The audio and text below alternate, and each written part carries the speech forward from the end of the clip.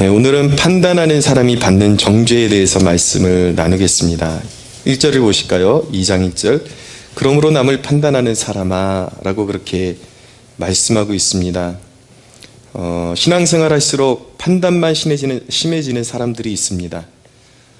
기독교를 흔히 오해하는 경우가 올바른 삶의 양식을 배우는 것으로 오해하는 것입니다. 그래서 신앙생활을 거듭할수록 그 안에 생명의 역사가 일어나지 못하고 옳은 것들만 계속 생각하다 보면 그 잣대를 가지고 남을 판단하는 그런 존재가 되기 쉬워지는 것이죠.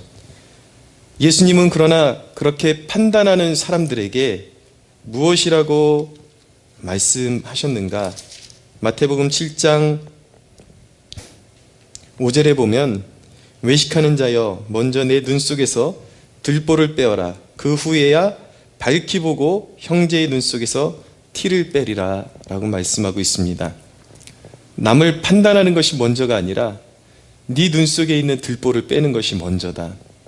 너의 허물과 너의 죄를 깨닫는 것이 먼저다 라고 말씀하고 있는 것이죠. 기독교라는 것은 남을 판단하고 티 잡는 데서 세상을 변화시키는 것이 아니라 내가 먼저 말씀으로 변화받는 데서 세상을 변화시키는 단초가 시작되는 것입니다.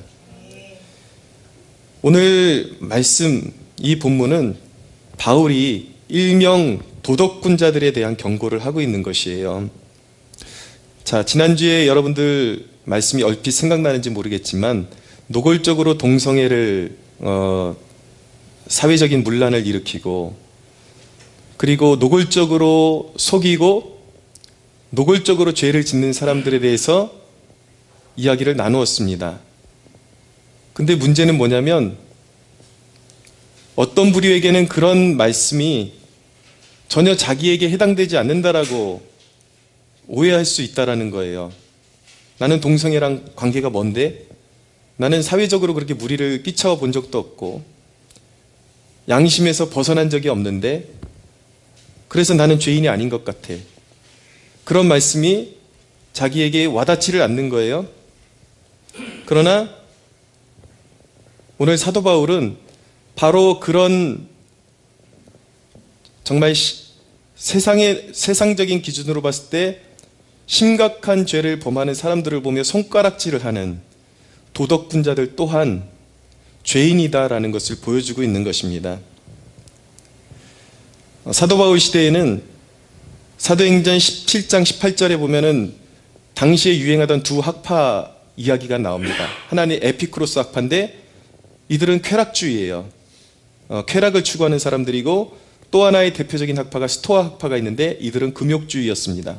문제는 뭐냐면 아예 쾌락을 추구하던 사람들은 하나님 말씀 앞에서 이런 경고를 들을 때 아, 그것이 죄악이구나 라는 것을 인정하는데 문제는 뭐냐면 스토아 학파들처럼 나름대로 세상적인 고귀함을 추구하면서 겉으로 드러나는 죄를 멀리하는 사람들, 이런 사람들이 문제라는 것이죠.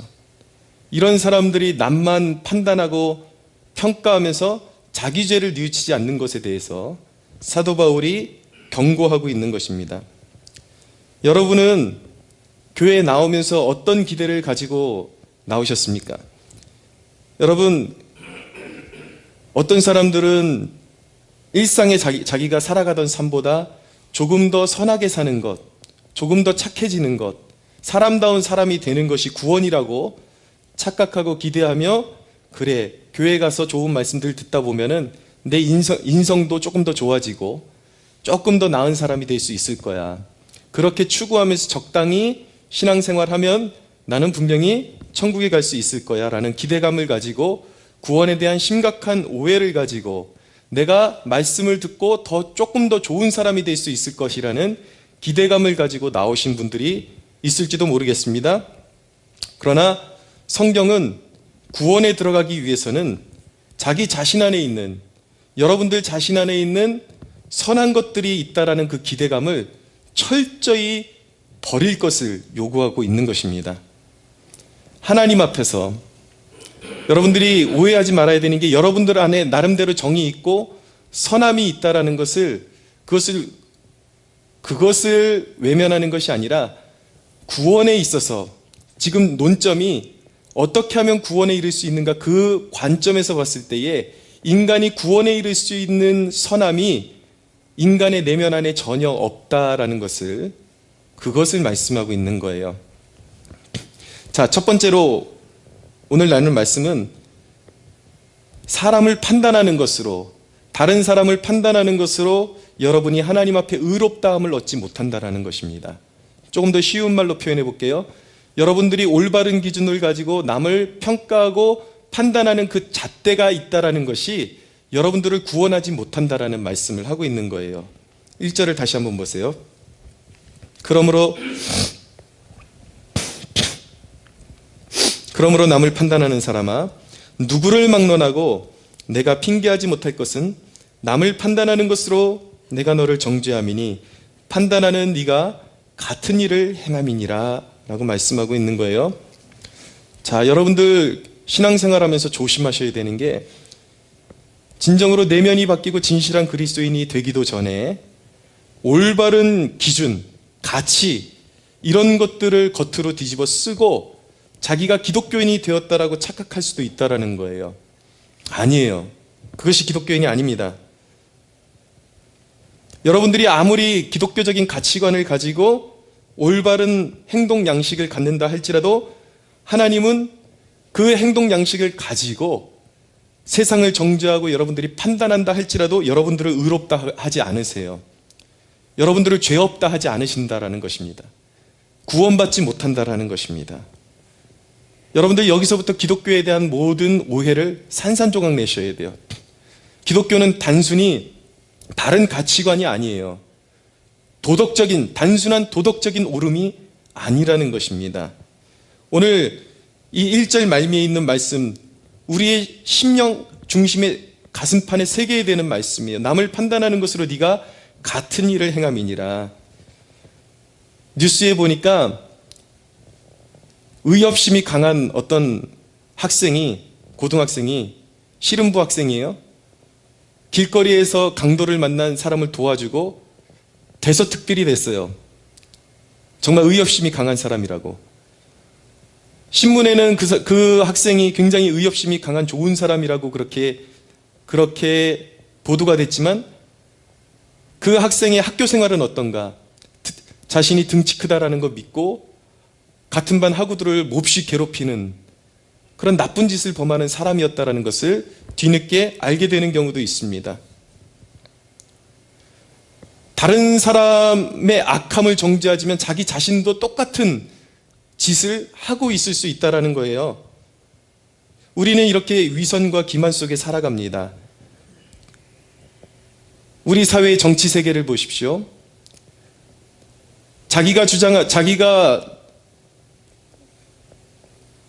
지원하지 않는, 자기가 응원하지 않는 다른 정권이 하면 블랙리스트고, 자기가 하면은 그것이 체크리스트가 돼버리는, 남이 하면 죄고 내가 하면 그것은 정당한 것이고, 이런 일들이 사회에 너무 만연한 거예요. 남이 하면 비리고 내가 하면 가족을 위한 일이었고, 이런 일들이 비일비재하다라는 것입니다. 남의 죄는 정확하게 판단하지만 자기는 또 다른 모습으로 죄를 범하고 있으면서 그것을 말로 포장하고 이건 죄가 아니고 다른 사람이 한 것은 죄야, 이런 식으로 포장하는 경우들이 우리가 살아가는 이 사회의 모습, 사람들의 모습이라는 것이에요. 여러분, 하나님 앞에서 구원에 이르기 위해서 가장 무서운 것이 무엇이냐면 인간적으로 올바라 보이는 가치관으로 무장하는 것입니다. 지난주에 분명히 동성애가 하나님께 버림받은 자들에 의해서 일어나는 그러한 인간의 하나의 극악한 죄의 모습 중에 하나라고 말씀드렸습니다. 그런데 여러분들 중에 많은 분들이 동성애를 반대할 수도 있어요. 기독교인이라면 당연히 동성애를 반대하죠. 그러나 여러분들 그 사실을 분명히 아셔야 하는 것입니다. 믿지 않는 사람도 자기의 양심상 믿음으로서가 아니라 정말 변화받은 심령에 의해서가 아니라 자기의 양심상과 그 가치관에 의해서 동성애를 얼마든지 반대할 수 있다는 것을 아셔야 돼요. 그러나 여러분, 하나님은 여러분의 올바라 보이는 그 가치관 이면에 있는 여러분들의 본질을 보신다는 사실을 기억하셔야 돼요. 단순히 내가 올바른 가치관을 가지고 세상을 살아가느냐, 이것을 보는 것이 아니라 당신 안에 있는 그 영혼 안에 있는 본질을 하나님께서 보신다라는 것이죠. 그것을 보시고 하나님은 판단하신다라는 거예요. 여러분, 사회적인 이슈가 되는 죄악들은 안 할 수도 있지만 여러분들의 중심에는 여전히 위선과 속임과 음란이 자리 잡고 있을 수도 있습니다. 하나님은 비단 동성애자들에게만 음란하다라고 말씀하지 않으십니다. 여러분들은 동성애를 반대하면서도 하나님 앞에서 얼마든지 음란할 수가 있어요. 마음속에 여러분들은 자주 음란한 생각을 품고 살아갈 수가 있습니다. 여러분들의 삶 가운데 노트북이나 이런데 음란물을 누구도 모르게 비밀리에 다운받아 놓은 음란물들이 숨어 있을 수도 있어요. 아무도 모르는 곳에 여러분들은 그런 음란물들을 즐겨볼 수도 있고 마음속으로 불륜과 음란한 것들을 여러분들은 계속해서 추구할 수 있어요. 그런데 하나님이 보시기에는 그것이 같은 죄라는 것입니다. 전혀 차이가 없다라는 거예요. 여러분들은 사회적으로 이슈가 되는 어린이들을 학대하는 그러한 교사들의 이야기를 들으면 어떻게 저럴 수가 있지? 분노할 수 있지만 여러분들은 여러분들의 자녀 외에 다른 자녀들에 대해서 아이들의 외모와 아이들의 집안 형편에 따라서 차별 대우하고 그런 죄를 하나님 앞에서 범하고 있을 수 있다라는 것입니다. 똑같은 거예요. 제가 목회를 하다 보니까 왜 이 문제에 대해서 더 심각하게 생각해 보게 되었냐면은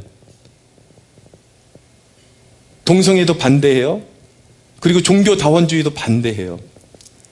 철저하게 종교다원주의를 아주 악한 죄로 여기고 살아가는 사람이 가만히 그의 신앙생활하는 모습을 보니까 거듭남의 징표가 전혀 일어나지 않는 경우도 제가 보게 되는 것이에요. 분명히 기독교적인 가치관을 가지고 있는데 그 속사람이 아직도 하나님을 섬기는 사람으로 바뀌지 않은 사람들이 있다라는 것이죠. 그런데 제가 이 문제에 대해서 또 제시를 하고 사람들에게 더 깊은 죄에 대한 내면의 그 속성에 대해서 볼 것을 제안하니까 또 어떤 사람들은 제가 이제 그 인터넷으로 글 쓰는 활동을 하고 하니까 아무개 목사가 종교다원주의를 옹호하더라, 이런 식으로 또 거짓말을 하고 자기 프레임을 하나님을 추구한다라는 명목으로 또 다른 사람들에 대해서 거짓말로 씌우고 이런 죄를 범하고 있는, 결국은 똑같은 것이라는 것입니다. 겉으로는 하나님 하고 살아갈 수도 있지만 그 내면에서 추구하는, 내면의 진정한 변화가 일어나지 않는 사람이 분명히 있을 수 있다는 거예요. 여러분들 스스로 정의롭다고 여러분들은 스스로 정의할 수 있겠지만 하나님의 판단은 여러분들이 판단하고 있는 어떤 대상과 그리고 여러분들이 저지르는 그 죄악이 같은 종류의 것이라고 하나님께서는 판단하신다라는 것을 아셔야 된다라는 거예요. 정말 무서운 사람들이 누구인가? 아예 자기가 저지르는 일들이 용인되지 않는 죄악이라는 것을 깨닫는 사람은 차라리 괜찮습니다. 가능성이 있습니다. 정말 무서운 사람들이 누군지 아십니까? 정말 무서운 영적인 상태에 있는 사람들이 누구냐면 사람들이 보이기에는 그럴싸한 가치관으로 옷을 입고 있지만 정작 그 내면에는 변화받지 못한 심령으로 또 다른 방면으로 죄를 짓고 세상의 가치관으로 살아가는 사람들, 하나님은 그들을 결코 죄 없다라고 말씀하시지 않는다라는 거예요. 그래서 2절 3절에 보면 이런 일을 행하는 자에게 하나님의 심판이 진리대로 되는 줄 우리가 아노라. 이런 일을 행하는 자를 판단하고도 같은 일을 행하는 사람아, 네가 하나님의 심판을 피할 줄로 생각하느냐? 네가 하나님의 심판을 피할 줄로 생각하느냐? 남을 판단하는 것으로 네가 같은 일을 행함이니라. 오늘날 수많은 영혼들에게 경각심을 주는 말씀인 것입니다. 여러분들은 신앙이라는 이름을 더 쓰고 살아갈 수도 있고 나름대로 양심적인 사람이라는 그런 가치관을 가지고 여러분들을 포장할 수 있어요. 그러나 하나님은 여러분들이 생각하는 그 잣대를 가지고 심판하시는 것이 아니라 정확하게 하나님의 기준으로 여러분들의 속에 있는 것들, 하나님의 눈으로 여러분들을 심판하신다라는 것입니다. 내가 하나님의 심판을 피할 줄을 생각하느냐? 그 누구도 하나님 앞에서 죄인이 아니라고 말할 수 있는 존재는 없다라는 것입니다. 사랑하는 여러분, 심판의 기준은 여러분의 판단이 아니라 내 스스로 옳다라고 하는 판단이 아니라 여러분들의 속사람을 보시는 하나님의 눈임을 기억하시기 바랍니다. 바울이 오늘 말씀을 통해서 보여주는 것은요, 어떤 건물의 그런 투시도를 보여주는 것과 같습니다. 똑같은 모양의 건물이 양쪽에 세워져 있다고 치자고요. 근데 바울이 설명하고 있는 것은 한쪽 건물은 뿌리가 깊은 건물이에요. 결코 지진이 일어나도 무너지지 않는. 그러나 다른 쪽에 있는 건물은 똑같은 모양과 똑같은 색으로 포장을 해놨는데 뿌리가 없어요. 예수님께서는 이런 비유를 뭐라고 또한 말씀하셨냐면, 뿌리 깊은 그런 건축을 예수님께서 말씀하실 때에 반석 위에 지은 집이라고 말씀하셨습니다. 예수님은 신앙이라는 것이 반석 위에 지은 집과 같은 신앙이 있고 모래 위에 지은 집과 같은 집이 있다라고 말씀하신 거예요. 똑같아 보이지만 완전히 다른 것입니다. 반석 위에 지은 집은 환란이 오고 심판이 올 때에 굳건하게 서서 견디지만, 모래 위에 지은 집은 환란이 오고 심판이 다가올 때에 철저하게 무너질 수밖에 없다라는 거예요. 여러분은 거듭해서 말씀드리면 기독교인이란 어떤 가치관에 헌신된 사람이라 생각할 수 있겠지만, 그 옳아 보이는 가치관도 진짜가 있고 가짜가 있다라는 사실을 기억하셔야 합니다. 여러분에게 필요한 것은 하나님의 다스림이 없이 살아가던 옛사람의 죽음을 경험하지 않고도 기독교인의 가치관을 잣대로 살아갈 수 있다는 것을 깨달으셔야 돼요. 겉만 기독교인인 것처럼 포장하고 살아갈 수 있는 가능성이 있다는 것입니다. 심지어는 세상 속에서 정의롭기까지 할 수 있어요. 세상 사람들이 범하는 죄를 보면서 혈기를 올리고 자신이 무슨 정말 대단한 사람이 된 것처럼 그렇게 자신을 포장하고 대단한 선인인 것처럼 자신을 위장할 수가 있다는 거예요. 그러나 여러분, 쉽게 설명드리면 계란도 유정란이 있고 무정란이 있다는 것을 여러분들이 알고 계십니다. 유정란은 무엇입니까? 그 안에서 새끼를 부화할 수 있는 생명이 있는 알을 말할 때 유정란이라고 하죠. 그러나 똑같은 모양을 가지고 있지만 결코 생명을 낳을 수 없는 알을 무정란이라고 하는 것입니다. 하나님 앞에 어떤 사람들이 존재하는가? 진짜 생명이 있는 사람과 없는 자가 존재한다라는 것입니다. 똑같이 올바라 보이는 행동과 가치관을 표현할 수가 있어요, 삶 가운데. 그러나 그 두 사람은 전혀 다른 사람이에요. 한 사람은 하나님 앞에서 생명이 있는 사람이고 한 사람은 하나님 앞에서 생명이 없는 삶을 살아가게 되는 것입니다.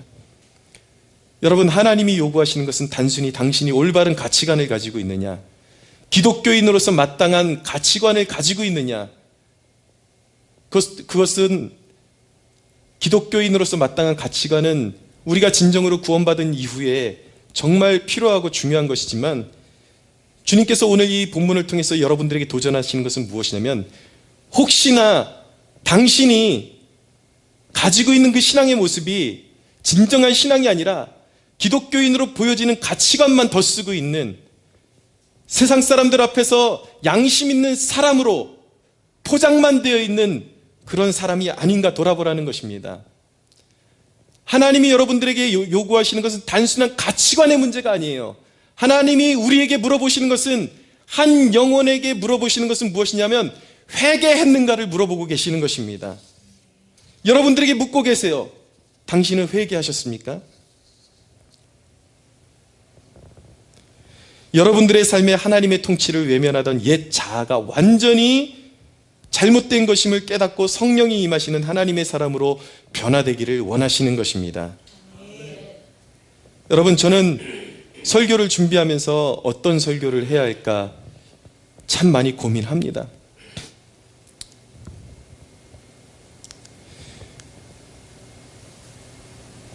제가 또 다른 설교에서는 그렇게 설교합니다. 믿음으로 예수 그리스도를 믿은 자는 결코 버림받지 않습니다. 그리고 그의 죄가 과거의 죄와 현재의 죄와 미래의 죄까지 다 사함을 받았습니다. 그리고 그가 부르짖을 때에 하나님께서는 그가 믿음으로 부르짖을 때에 하나님은 반드시 그에게 나타나시고 반드시 구원을 베푸십니다. 하나님은 여전히 기적을 베푸십니다. 라고 그렇게 설교를 합니다.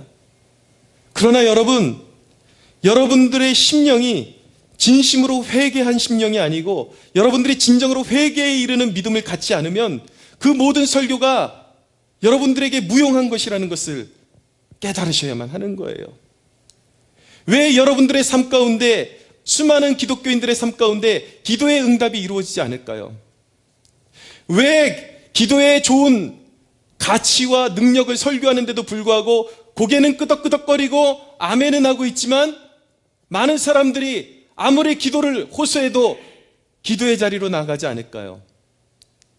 왜 하나님을 추구하고 일상 가운데 하나님과 동행하라는 도전을 그렇게 주면도 불구하고 그러면 하나님께서 당신과 동행하시고 당신의 삶의 문제를 다스려 줄 것이라는 그런 약속의 말씀을 전함에도 불구하고 사람들은 아멘으로 응답하면서도 정작 일상을 살아가면서 하나님을 추구하지도 않고 기도하지도 않는 삶을 살아가는 것일까요?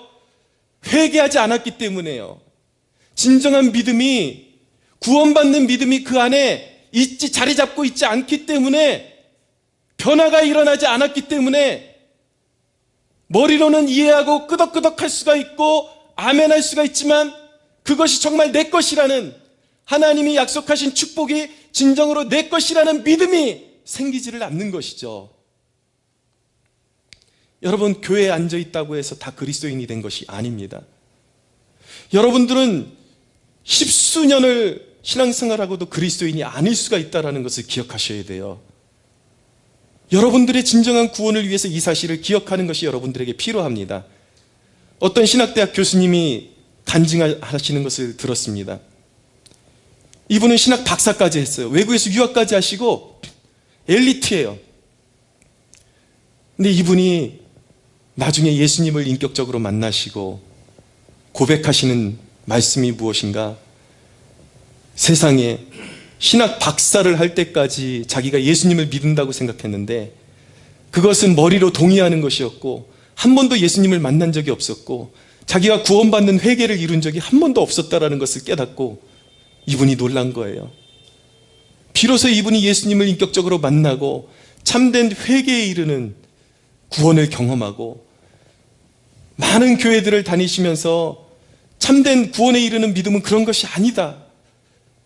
얼마나 많은 교인들이 스스로 속고 있고 얼마나 많은 교회들이 이 설교단에서 당신이 그냥 입으로 믿기만 하면 당신은 회개한 것이고 당신은 이미 구원받은 것이라고 그렇게 잘못 전하고 있는지, 그것을 교회마다 다니시면서 이 정금 같은 메시지를 선포하고 다니시는 것을 보게 된 것입니다. 여러분들은 교회에서 자랐을 수도 있어요. 수많은 설교를 듣고 동의했을 수도 있지만 여러분들은 인생 가운데 진정으로 구원받는 회개를 이룬 적이 단 한 번도 없었을 수 있는 것입니다.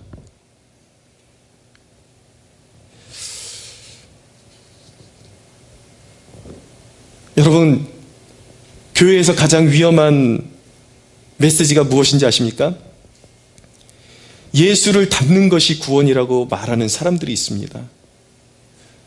구원받은 사람은 예수님을 닮아가기 위해서 닮아가면서 성화되어지는, 거룩해지는 과정이 있지만 잘못된 메시지예요.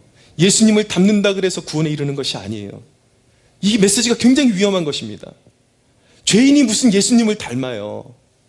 죄인이 어떻게 예수님을 닮아요? 예수님을 닮아서 구원에 이른다라는 말은 올바라 보이는 가치관 몇 개를 흉내냄으로 내가 구원에 이른다라는 것과 같은 뜻이에요. 결코 그럴 수 없습니다. 죄인의 본질이 바뀌어야 하는 것입니다. 우선적으로 예수님은 우리가 닮아가야 되는 대상이 아니라 우리 믿음의 대상인 것입니다. 할렐루야. 예수님의 보혈의 능력을 덧입지 않고는 우리는 구원에 이를 수 없는 거예요. 철저하게 우리가 죄인임을 깨닫고 예수님을 구원자로, 예수님의 십자가와 부활의 능력을 믿고 예수님을 구주로 영접할 때에 구원에 이르게 되는 것입니다. 할렐루야. 예수님은 믿음의 대상이지 단순히 우리가 예수님의 삶을 흉내낸다 그래서 구원에 이를 수 있는 것은 아닙니다. 오늘 말씀 4절 5절 읽어보면, 혹 네가 하나님의 인자하심이 너를 인도하여 회개하게 하심을 알지 못하여 그의 인자하심과 용납하심과 길이 참으심이 풍성함을 멸시하느냐. 다만 네 고집과 회개하지 아니한 마음을 따라 진노의 날 곧 하나님의 의로우신 심판이 나타나는 그날에 임할 진노를 내게 쌓는도다.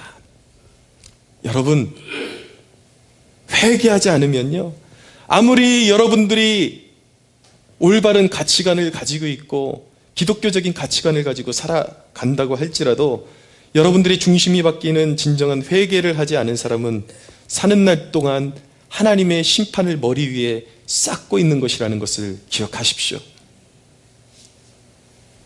무서운 거예요, 여러분. 교회에 나오면서도 머리 위에 하나님의 진노를 쌓고 있는 사람이 있어요. 내가 그리스도인인 줄 알았는데 죽음의 순간에 지옥 가는 그리스도인들이 있습니다. 오늘날 교회 안에 많습니다.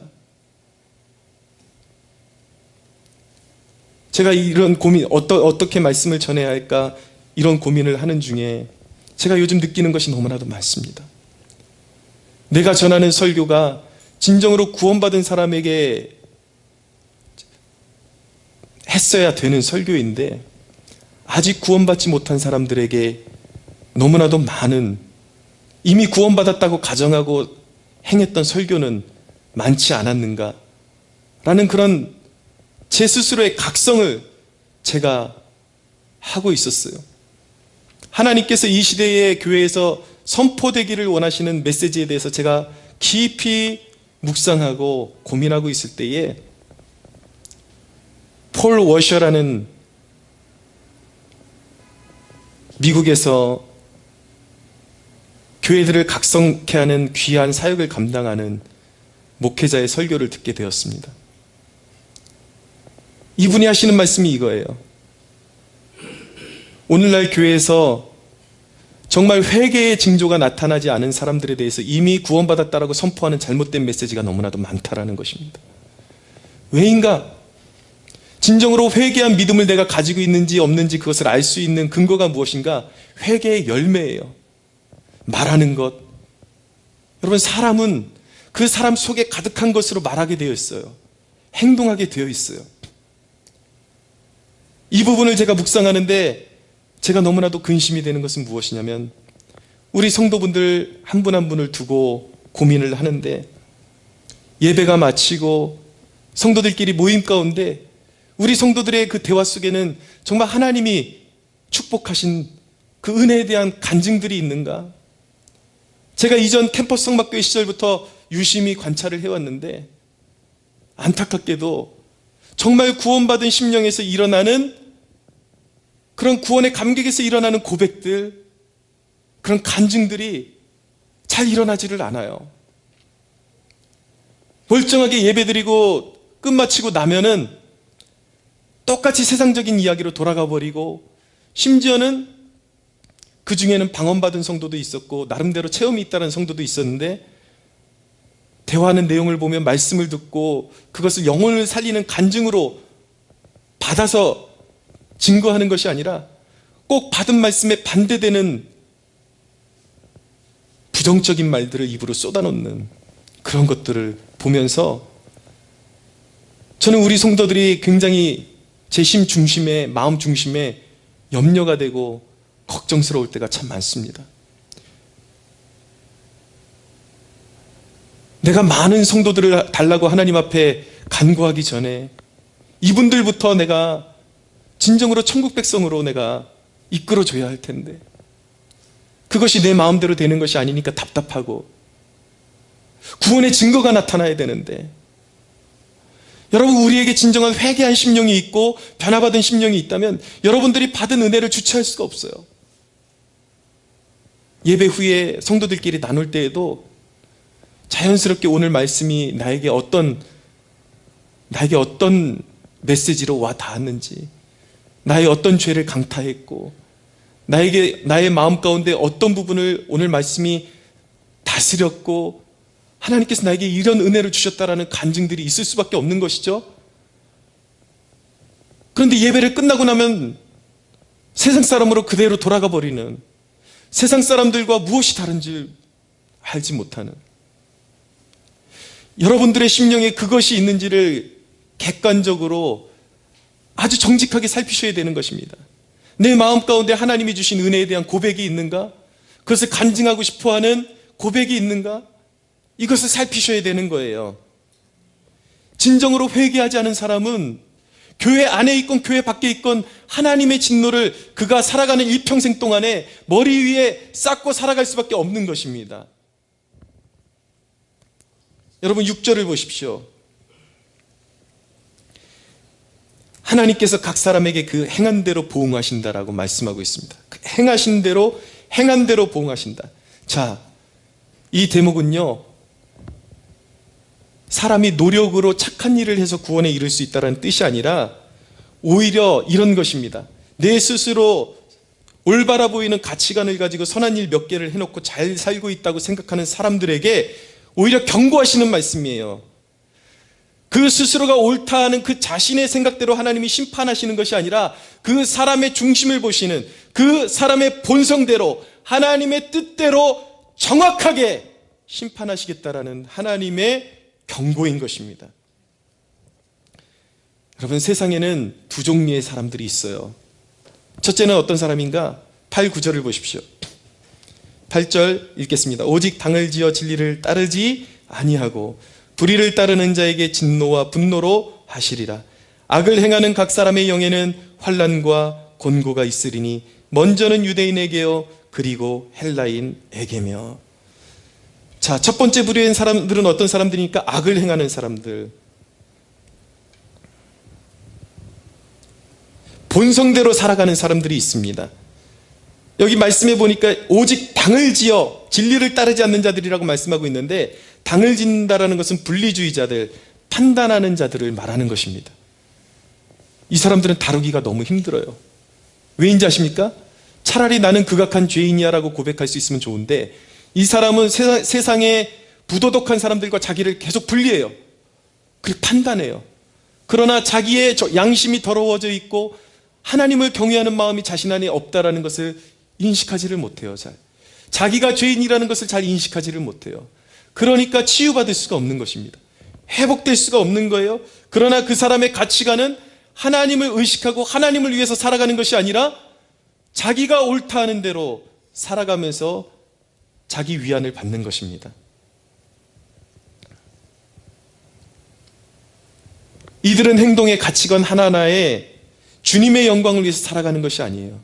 자기의 영광을 위해서 사는 자들이에요. 똑같은 행동을 했는데 그 행동의 근원이 다를 수 있다는 사실을 기억하셔야 하는 거예요. 한 사람은 마음에 뭉클한 주님을 향한 사랑과 주님이 나의 주님이시기 때문에 행동하는 사람들이 있는 반면에, 한 사람은 제일 무서운 게 여러분들 이 부분이에요. 교회 다니지만 주님을 경외하지도 않으면서 기독교적인 가치관으로 살아놓고 내가 옳다라는 자기 영광을 드러내는 사람들. 요한복음에 예수님께서 말씀하셨어요. 너희가 하나님의 영광을 구하지 않고 너희의 영광을 취한다. 제일 무서운 게 그거예요. 비슷하지만 다른 것. 여러분들은 어떤 삶을 살아가고 있습니까?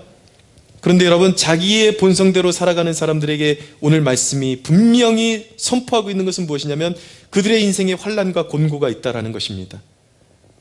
끊임없는 곤고와 인생의 환난이 끊이지 않고 결국 그가 눈을 감는 순간에 영원한 심판을 받고 영원한 저주와 지옥의 고통으로 떨어지게 되는 것입니다. 여러분들 스스로의 영혼을 살피십시오. 제일 억울한 영혼이 어떤 영혼이겠습니까? 아예 대놓고 죄를 짓는 영혼들은 어쩔 수 없이 지옥에 가지만 일평생 살아가면서 기독교의 문화와 기독교의 가치관을 가지고 살았는데 하나님의 심판대 앞에 서보니까 알고 보니까 이 사람이 기독교인이 아니었던 거예요. 예수님께서 말씀하십니다. 누구든지 나더러 주여 주여 한다고 입으로만 고백한다고 해서 천국에 들어올 수 있는 것이 아니다. 얼마든지 우리는 회개하지 않았고 우리의 본성이 바뀌지 않았음에도 불구하고 기독교인처럼 선량한 사람처럼 살아갈 수 있다는 것을 경각심을 가지십시오. 두 번째 부류의 사람들이 있습니다. 10절을 보십시오. 선을 행하는 각 사람에게는 영광과 존귀와 평강이 있으리니 먼저는 유대인에게요 그리고 헬라인에게로다. 여러분 이 말씀 읽을 때에 글자에 함몰되어서는 안 되는 것입니다. 또 선을 행하는 사람에게 영원히 주어진다 그러니까 도덕적으로 선량한 사람을 말하는구나. 아니라는 거예요. 아니라는 것입니다. 두 번째 분류의 사람은 어떤 사람이 있는가? 우리가 살아가는 세상 속에는 성령으로 거듭나서 새 본성을 받은 사람들이 존재하고 있는 것입니다. 우리 아들이 그래요. 아빠 거듭남이 뭐예요? 하도 아빠가 설교 다녀서 거듭나야 됩니다. 거듭나야 됩니다 하니까 녀석이 물어보는 거예요. 거듭남이 뭐예요? 거듭남이 무엇이냐면 이전에 주님보다 세상을 의지하고 살아가던 사람이 주님을 절대 가치로 여기는 사람으로 변화되는 것입니다. 여러분은 누군가가 이끌어줘야 주님이 좋아하는 방식으로 살아갈 수 있는 사람이 있을 수 있어요. 그러나 여러분들을 이끌어주던 사람이 싹 사라져버릴 때에 여러분들은 갑자기 길을 잃어버리고 옛날 모습 그대로 살아가는 사람이 있을 수가 있어요. 이 사람은 거듭난 게 아니에요. 거듭났다라는 것은 무엇인가? 앞에서 여러분들을 신앙적으로 이끌어주는 사람이 사라진다 할지라도 여러분들 스스로의 마음의 중심에 자가 발전이 일어나는 거예요. 내 마음의 중심에 버릴 수 없는 주님의 사랑이 담겨 있고 내 마음의 중심에 예수님이 계시고 내 마음의 중심에 예수님이 계셔서 누가 나한테 강요하든지 강요하지 않든지 나를 감시하는 사람이 있든지 없든지 주님의 뜻대로 살아가고자 하는 열망으로 마음이 바뀐 사람이에요.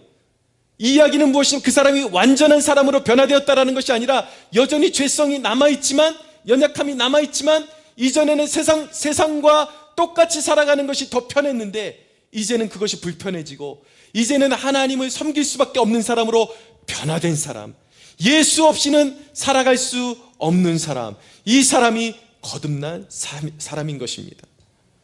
그런데 어떻게 한 사람이 그렇게 본성이 변화될 수가 있습니까? 어떻게 그런 놀라운 변화가 일어날 수가 있죠? 그것은 나의 삶의 방향이 하나님과 무관했던 것임을 자백하고 예수님의 십자가의 공로를 의지해서 예수 그리스도를 나의 주로, 나의 인생의 주권자로 진정으로 내 마음에 모셔드리고 그분을 믿을 때에 우리의 영혼이 거듭나는 역사가 일어남을 믿으시기 바랍니다. 거듭나야 돼요. 하나님이 인정하시는 선이라는 것은 무엇입니까? 제가 여러분들 이 글자에 함몰되지 말라 그랬는데 선을 행하는 사람에게는 영광과 존귀와 평강이 있을 것이라고 말씀하고 있습니다. 도덕적인 개념을 말하는 것이 아니에요. 하나님이 인정하시는 선은 무엇입니까? 옳아 보이는 가치관을 흉내내는 것이 하나님이 원하시는 인정하시는 선이 아니에요. 하나님이 인정하시는 선이라는 것은 거듭난 사람이 새 본성을 가지고 주님의 기쁨이 되고자 하는 동기에서 나오는 순종이 하나님이 인정하시는 선임을 깨달을 수 있는 축복이 있게 되기를 바랍니다. 누가 하나님 앞에 선한 사람입니까? 여전히 교회 다니면서도 이 부분에 대해서 오해가 깨지지 않는 사람들이 너무 많습니다. 여전히 신앙을 가지고 있으면서도 세상적인 가치관으로 좀 더 도덕적이고 좀 더 성품이 좋아 보이는 사람이 선한 사람이라고 오해하는 경우들이 있어요. 구약 성경에는 야곱과 에서가 나옵니다. 이삭의 아들들이죠. 그런데 여러분, 에서는요, 세상 사람들이 보기에 더 야곱보다 성품이 바르고 도덕적으로 보이고 성실한 사람이었습니다. 들에 나가서 자기가 원하고자 하는 일을 성취하기까지는 결코 돌아오지 않는, 원하는 일을 성취하고야만은 성실한 사람이었어요. 그러나 그는 하나님을 추구하지 않았습니다. 바쁘게만 살 줄 알았지 하나님 앞에 시간을 떼어서 무릎 꿇지도 않고 시간을 떼어서 말씀 앞으로 나아가지도 않고 하나님의 영광을 위해서 살아본 적이 없어요. 세상 사람들이 보기에는 탁월하고 바르긴 하지만 하나님은 그를 악하다고 하시는 것입니다. 그러나 야곱은 어떤 사람이었습니까? 연약함이 있는 사람이었어요. 때로는 세상적인 가치로 봤을 때에 다소 윤리적이지 못한 면이 있기도 한 사람이 야곱이었어요. 그러나 야곱은 늘 하나님을 묵상하는 것을 삶으로 여겼고 하나님의 기쁨이 되기를 원했고 하나님의 축복받기를 간절히 원했던 사람이에요. 하나님과 밤이 새도록 씨름하면서 기도했던 사람이었어요. 하나님이 자신의 삶을 축복하시기 전까지는 하나님을 결코 놓지 않는 하나님의 사람이었습니다. 세상의 가치관으로 볼 때 세상 사람들은 에서가 더 선한 사람이야 라고 그렇게 말하는 것입니다. 그러나 하나님의 눈에는 누가 더 선한 사람이었습니까? 연약함이 있기는 하지만 하나님의 눈에는 야곱이 선한 사람이었던 것입니다. 할렐루야. 여러분, 하나님의 눈에 선한 사람이 되어야 할 줄로 믿으시기 바랍니다. 야곱 같은 사람, 이 사람에게는 영광과 존귀와 평강이 있을 것이라고 말씀하고 있는 거예요. 그에게 영원한 상급이 있습니다. 그에게 천국이 있습니다. 그에게 하나님이 함께 하십니다. 그가 부르짖을 때 하나님께서 기도에 응답하십니다. 할렐루야. 여러분, 이 말씀을 통해서 하나님께서 저와 여러분들에게 주시는 질문은 무엇인가? 여러분들이 올바라 보이는 판단의 능력을 가졌느냐? 세상을 판단할 수 있는 기준을 가졌냐고 물어보시는 것이 아니에요. 여러분은 여전히 세상 사람들을 바라보면서 저건 아닌데? 라고 말할 수는 있지만 하나님은 당신이 그런 판단의 능력을 가지고 있느냐? 남을 잘 판단하는 사람이냐라고 묻고 있는 것이 아니라 회개했냐라고 묻고 계신 것입니다. 회개했습니까? 여러분, 지난주에 제가 이 강단에 무릎 꿇고 앉아서 우리 성도분들 한 사람 한 사람의 이름을 불러가면서 기도하는데 말할 수 없는 마음의 감동과 그 눈물이 끊이지 않고 하나님의 임재 가운데 제가 여러분들 감정을 짜내서 여러분들의 이름을 불러갈 때 눈물을 흘린 것이 아니라 정말 하나님이 부어주신 마음 같아요. 얼마나 불쌍하고 얼마나 하나님이 소중하게 여기시는 사람들인지 제 마음으로 제가 여러분들의 이름을 불러가면서 기도하는데 그렇게 눈물이 멈추지를 않았어요. 이 작은 교회의 강단에 무릎 꿇고 앉아서 기도하는데 살아계신 하나님이 느껴지는데 기도를 마치고 저 창밖을 바라보는데 여전히 세상에 하나님 없다고 생각하라고 살아가는 세상이 전부인 줄 알고 살아가는 분주하게 살아가는 사람들을 바라보면서 너무 안타까웠어요. 우리 성도들을 바라볼 때 너무 안타까웠어요. 우리 성도들이 시간을 내서 아까운 시간을 내서 주일 예배에 나오고 신앙생활을 하긴 하는데 우리 성도들이 이 하나님의 임재를 아는 사람들일까? 진정으로 회개한 사람들일까? 제 마음 가운데 여러분들이 정말 하나님의 임재를 알고 하나님과 동행하는 그런 진정한 깊은 회개를 이룬 믿음의 사람들이 되었으면 좋겠다라는 마음의 소원함이 간절하게 일어나는 것입니다. 여러분, 눈에 보이는 세상이 다가 아니에요. 진정으로 회개하고 주님을 영접하는 그 자들에게 하나님께서 어떤 축복을 허락해 주시는가? 그의 몸을 하나님께서 하나님이 거처하시는 성전으로 삼아 주시겠다라고 약속하고 계십니다. 할렐루야. 여러분들이 진정으로 회개하고 예수 그리스도를 진정한 인생의 주로 영접할 때에 예수님께서 여러분들의 심령 안에 들어오셔서 여러분들을 거룩한 성전 삼아 주시고 여러분들을 이끌어 가시는 놀라운 축복이 임하게 되는 것입니다. 여러분들 살아계신 하나님의 임재가 여러분들의 삶 가운데 경험되어지는 축복이 있게 되기를 바랍니다.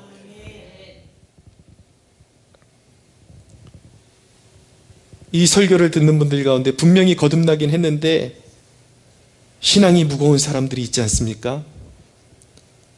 어느덧 신앙생활을 하다 보니까 주님의 생명력을 누리는 그 신앙의 생명력과 그리고 주님과의 그 깊은 교제보다 여러분들이 옳다 하는 가치관이 그 생명력 위에 올라와서 이제는 주님과 생명력을 누리는 그 신앙을 잃어버리고 남을 판단하기에 급급한 그런 신앙에 머무르고 있지는 않습니까? 주님과의 교제를 잃어버리고 남을 판단하는 그런 영적인 자리에 머물다 보니까 여러분들이 판단하는 만큼 무거운 짐이 여러분들의 어깨에 쌓이게 되는 것입니다.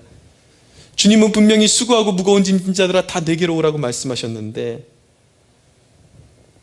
왜 여러분들의 신앙이 무거운 것입니까? 주님이 주시는 생명력과 비판의 자태를 바꾸어 버린 것은 아닙니까? 여러분, 기독교인은 분명히 세상을 향한, 죄를 범하는 세상을 향한 정죄하는 직분도 가지고 있습니다. 그러나 기독교인들이 세상의 죄를 꾸짖는 이유는 단순히 판단하기 위한 것이 아니라 그들을 구원으로 인도하기 위한 것입니다. 그런데 이 사명을 잃어버리고 증오와 분노만 남아있는 껍데기 신앙인의 모습으로 전락한 여러분들의 모습 아니냐는 거예요. 사명을 잃어버린 그리스도인의 모습. 여러분은 정죄받아 마땅한 그 세상을 향해서 구원의 복음을 들고 다가가고 있습니까? 어느 순간 여러분들이 불의한 세상을 바라보는데 욕만 나오고 판단만 나오고 그들을 긍휼히 여기는 마음이 사라져버리고 그들을 구원의 길로 인도하고자 하는 겸손한 마음을 잃어버렸다면 여러분도 어느 순간 진리에서 떠나 종교인으로 전락하고 있는 것에 불과한 것입니다. 사도 바울은 어떻게 했습니까? 우상이 만연한 아덴에서 사람들이 수많은 신상을 세워놓고 어떤 신상에 보니까 그 신상의 이름에 이렇게 적혀 있었어요. 알지 못하고 위하는 신이라고 그렇게 써 있는 것을 사도 바울이 보게 되었습니다. 사도 바울은 의분이 일어났어요. 사람들이 살아계신 하나님을 섬기지 못하고 우상을 세우고 신상을 세우는 세상에 대해서 사도 바울은 의분이 일어났습니다. 그러나 사도 바울은 어떻게 대처했습니까? 이 저주받을 인간들아, 우상이나 섬기는 저주받을 인간들아, 다 지옥이나 가라, 그렇게 말했습니까? 아닙니다. 사도 바울은 우상을 섬기는 세상에 대해서 의분이 있었지만 그는 이렇게 이야기했습니다. 당신들이 알지 못하고 위하는 신을 내가 소개하겠다, 알게 해주겠다. 하나님은 우상이 아니시다. 하나님은 살아계시고 온 천지 만물을 지으시고 다스리시는 창조주이시며 인간에게 구원의 길을 열어주신 그 아들 독생자를 십자가에 내어주신 사랑의 하나님이시다. 할렐루야. 사랑하는 여러분, 판단하는 것, 정죄하는 것, 그 함정에서 빠져나오시고 여러분들의 가치관 안에 여러분들이 진정으로 회개한 심령이 있는지, 여러분 예수 그리스도를 여러분들이 진정으로 멸망받아 마땅한, 남을 판단하기에는 너무나도 썩은 죄인임을 인정하시면서 나에게 예수님의 십자가의 은혜가 필요합니다, 그렇게 나아가십시오. 예수님을 진정한 구주로 영접할 때에 회개하는 심령을 여러분들에게 부어줄 줄로 믿으시기 바랍니다. 하나님께 영광의 박수 올려드리겠습니다.